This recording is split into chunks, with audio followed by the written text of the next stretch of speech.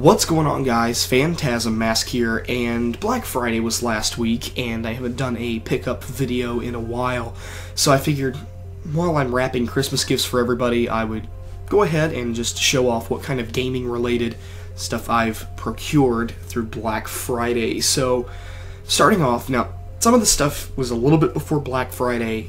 They had a few deals before Black Friday even started. At least through Amazon they did. And this is also kind of like a games I've been playing lately video. And first up is Persona 4 Golden on the PlayStation Vita. Now, this is probably one of the best titles that you can buy on the Vita. It's really fun. This is my first Persona game, actually, and I've played it before because I've owned a Vita twice. And it's a really solid game. I wouldn't necessarily say that it completely justifies the purchase of a Vita, especially since you can buy Persona 4 on the PlayStation 2, but all the new additions and the bonus stuff that they've added, like they've added a completely new character to this, it's really worth it, and I really enjoy my time playing Persona 4. It's a really fun game, enjoy it a lot. Another game that I've been playing through right now, and it's been taking me forever, actually, let me preface this game with something first. When the holidays started, I pre-ordered every single major release that was going to be coming out in the holiday season. I played through Assassin's Creed Unity, and, well, I've already put that up on eBay and sold it, and the person who bought it is happy with it. I personally was not too happy with it, but I'm kind of saving the majority of my feelings for a review that I'm working on, but I had bought Unity and played through that. And Ubisoft, to me, has not exactly been on a hot streak in 2014. However, with Far Cry 4, which the light is not being too kind, Far Cry 4, and this is the limited edition, and by limited, it gives you a harpoon gun, which I have not unlocked yet, and these things on the back called the Keys to Kyrat, which are, it's the ability to give somebody on your friends list a downloadable key which allows them to play co-op with you even though they don't own the game. Now, my only problem with this system is that, in the US at least, there are not very many areas where internet speeds are really up to snuff for something like this. Like, sometimes I think it's maybe a 3 or 4 gigabyte download, and even though I have a decent internet speed, I know some people that have really, really bad ones. So that system, while it is cool in concept, is not very good in execution due to the infrastructure that we have, internet infrastructure that we have in the United States. But Far Cry 4 it's fun, and it's the same thing as Far Cry 3. And to me, that's not necessarily a bad thing. Far Cry 3 was a really, really fun game. The plot was incredibly stupid. And for Far Cry 4, the plot is just about the same. It's stupid, but the amount of fun that you have doing side stuff, or just all the, like, taking down outposts and fortresses in this game, to me, are a lot more fun than doing a campaign mission, which is primarily the reason why I've been avoiding the story as much as I can, because the story is boring. Everybody talks about the main villain, Pagan Min, as being this well-written villain, and honestly, I just think that he's generic, flamboyant psychopath number 37. I've seen this character before, I've heard this character before. He's just a better written, handsome Jack, which I guess is a bit of a compliment, considering that I don't really like the Borderlands series. But overall, this game is really, really fun. Plus, from the beginning, unfortunately, you have to go to Uplay to do this. If you have Uplay points, just stockpile like I do, because you never redeem them, because you don't want to have anything to do with Uplay. You can actually redeem some of those points to unlock the Robocop pistol, which was also in Blood Dragon, which is really fun, considering that I'm a huge Robocop fan. So Far Cry 4 is definitely, if you have to pick a game this holiday season, and like you don't have Grand Theft Auto 5 or anything like that, I highly recommend Far Cry 4. You definitely get your money's worth out of this game. $60 well spent right here. It's going to keep me busy for at least probably another month, at the month and a half, at the rate that I'm going through this. So, Far Cry 4, definitely recommend. Now we get to my shrink wrap games, my games that are still in the shrink wrap because I have not opened them and probably won't be playing them anytime soon. And speaking of Grand Theft Auto 5, we have Grand Theft Auto 5 here on PS4, which feels pretty heavy compared to Far Cry 4. Makes me wonder how much paper cardboard that they put in here. 55 gigabyte install. Ugh. Yeah, so I played through Grand Theft Auto 5 last year on PlayStation 3, and honestly, I wasn't too impressed with the game. Like, it's not a bad game. That's not what I'm saying.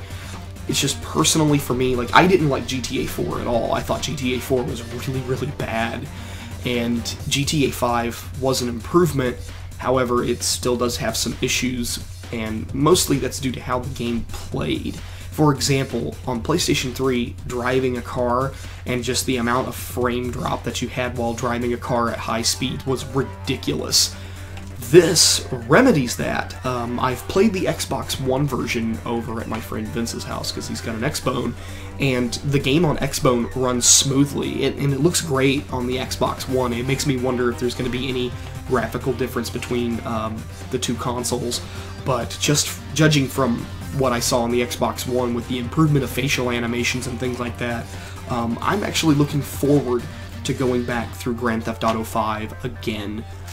This time actually doing side missions, because the first time I played this game, I wanted to finish it as soon as possible, mostly because the PlayStation 4 was about to drop, and I wanted Battlefield 4 so bad, and we all know how that went. So, Grand Theft Auto 5, it's a game, and it's an open world game, and that is totally not Lindsay Lohan there on the front, so go fuck yourself, Lindsay Lohan.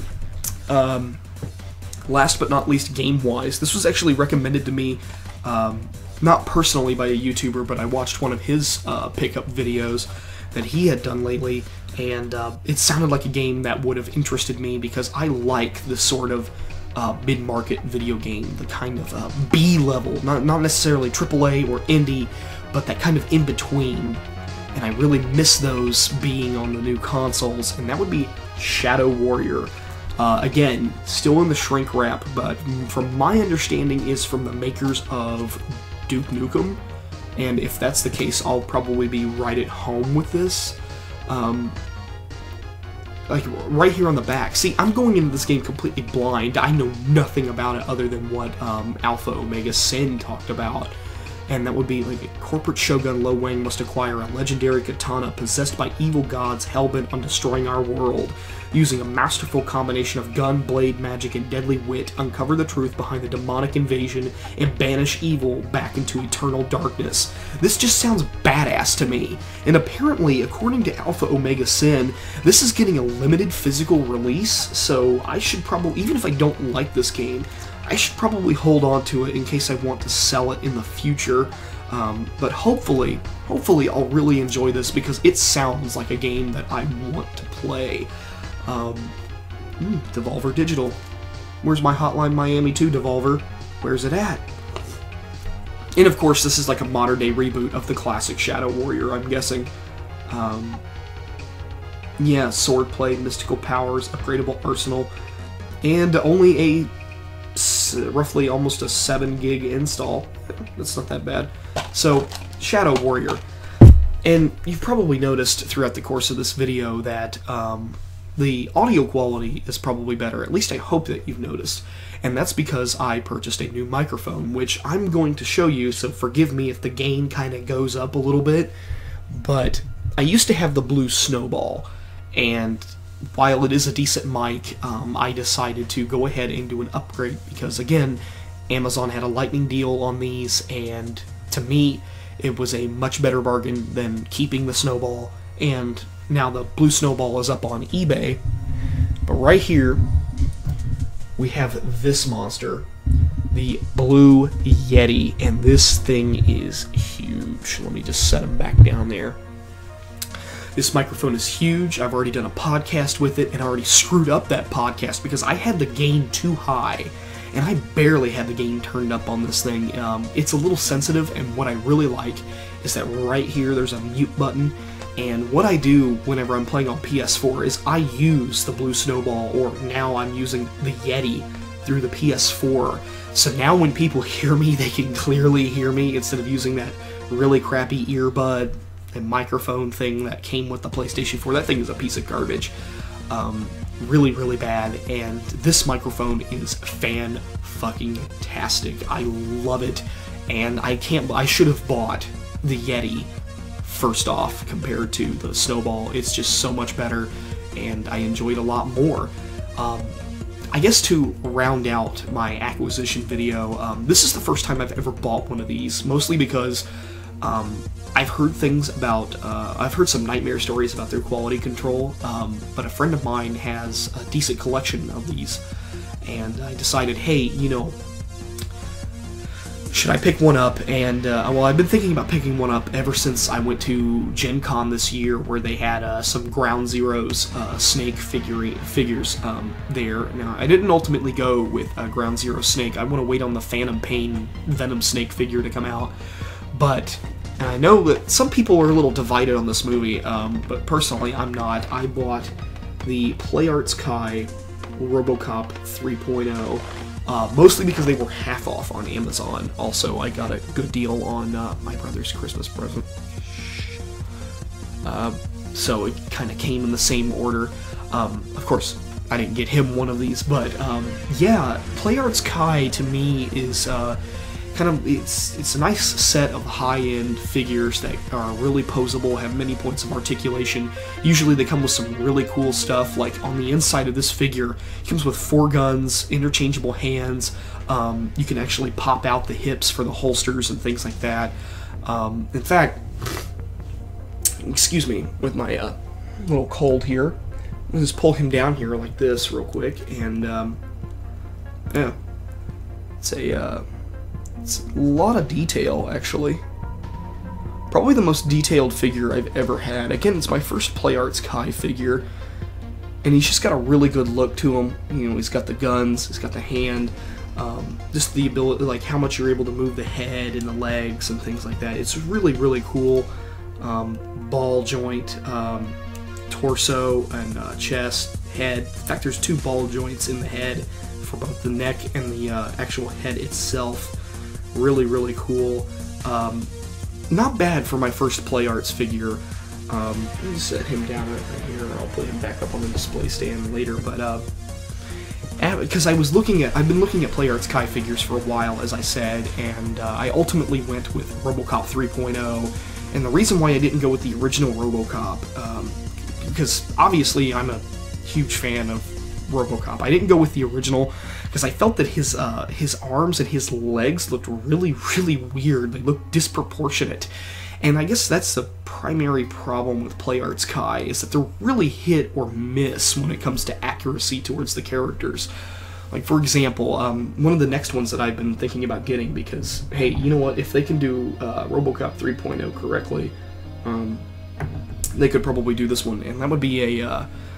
No, unfortunately, it's from the game, but Aliens Colonial Marines had 2 figurines come out through PlayArts Kai, and they just have a regular alien, which is the one that I want, and then they also have the Spitter from the game, and it looks really, really good.